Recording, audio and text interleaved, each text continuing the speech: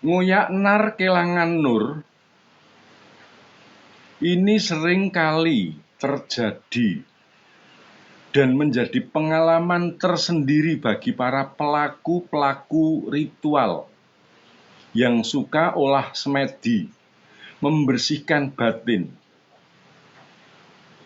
Di saat melakukan semedi, yang tentunya sebelumnya sudah membersihkan diri dengan cara mandi kungkum, dengan cara puasa. Namun pada saat bersemedi itulah dia ketemu dengan cahaya yang putih, terang, benderang, tidak menyilaukan mata. Maka sang ulah semedi tersebut atau pelaku semedi tersebut merasa sudah bertemu dengan nur pancaran kehidupan. Ini pun pernah saya alami. Pada saat itu dengan kelengkapan sesajen, ada cok bakal, ada 2 sisir pisang, ada kelapa dan gula Jawa, kemudian bunga 7 rupa. Pandangan saya menerawang tepat di cahaya lilin. Dan ketika mata ini sudah merasa pedih sampai berurai air mata, lilin tersebut saya tiup atau saya padamkan, kemudian mata saya terpejam. Maka tampaklah berbagai macam cahaya. Ada ungu, ada merah, ada jingga, ada kuning, dan juga putih serta hitam. Dan putih ini nyalanya terang sekali. Pada saat itu saya merasa puas, sangat puas, karena merasa berhasil. Dan untungnya saya ini selain suka membaca, saya ketemu dengan orang sepuh dan saya bertanya tentang hal yang saya alami. Orang tersebut memberikan jawaban, "Oh, nak, jika kamu ketemu itu, sudahkah kamu tanyakan? Jangan-jangan yang kamu temui itu bukan yang sebenarnya."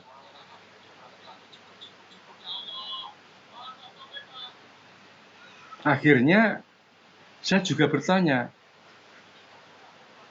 "Mbah Kung, lantas apakah itu ada yang palsu?" Ada.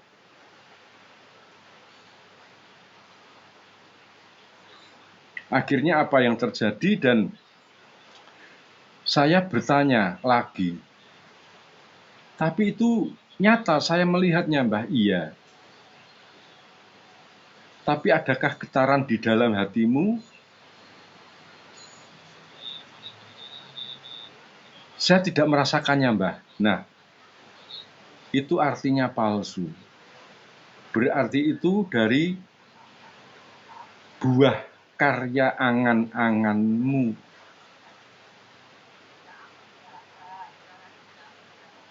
Selain kata-kata simbah tersebut, juga saya buktikan dengan beberapa tembang sepuh, tembang tua peninggalan leluhur Jawa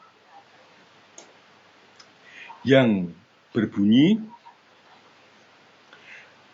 "Kesusu arsa weruh cahyaning yang kinira yen karo ngarep-arep urip arep den kurepi tan weruh kang mengkono iku akale keliru enggon.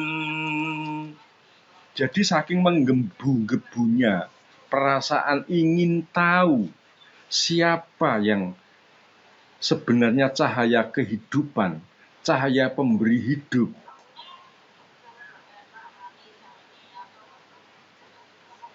sehingga melakukan sesuatu tanpa guru. Walhasil ketemunya adalah angan-angan dari sini, munculnya di sini. Hingga akhirnya saya pun bertanya lagi, lajeng kados pundi caranya untuk kita ketemu.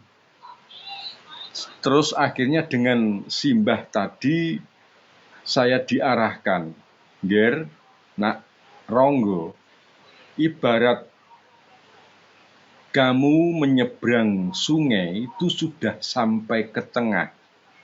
Jangan kamu kembali ke atas, tapi teruslah kamu menyeberangi, sehingga nanti ketemu sejatinya. Akhirnya saya melakukan ritual yang pernah saya lakukan dan berulang-ulang. Dalam hitungan saya tidak mampu untuk menghitung, lupa. Karena ketika saya ada niatan, saya jalani. Ketika ada niatan, saya jalani. Berulang-ulang.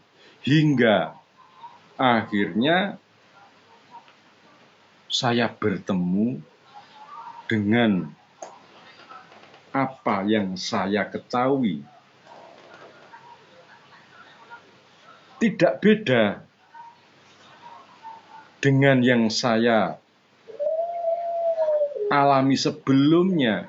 Namun cahaya ini tidak keluar dari sini, melainkan dari sini. Saya serasa ada di dalam tengah-tengah sorotan lampu yang beribu-ribu watt. Dan keadaan saya sangat kecil sekali. Inilah yang nur sebenarnya, yang mungkin akan menuntun kita kembali ke asalnya nanti. Maka ini saya sampaikan untuk saudara-saudaraku yang sebaya dengan saya, yang usianya sudah 50-an ke atas. Monggo kita tetap berlatih untuk menemukan nur sejati. Sedangkan untuk yang masih muda, hanya sekedar pengetahuan, catat dalam keseharian, syukur bisa menjadi pembelajaran. Demikian nggih. Matur nuwun atas perhatiannya. Terima kasih yang sudah bergabung. Dan ini siapa yang tanya, bahas apa Om? Kok mboten nyimak toh ya?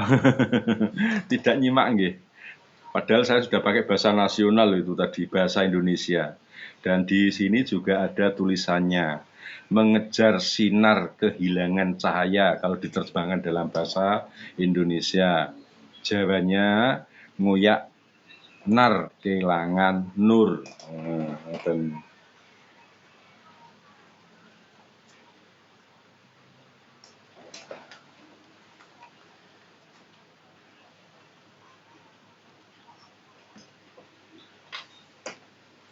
Semariku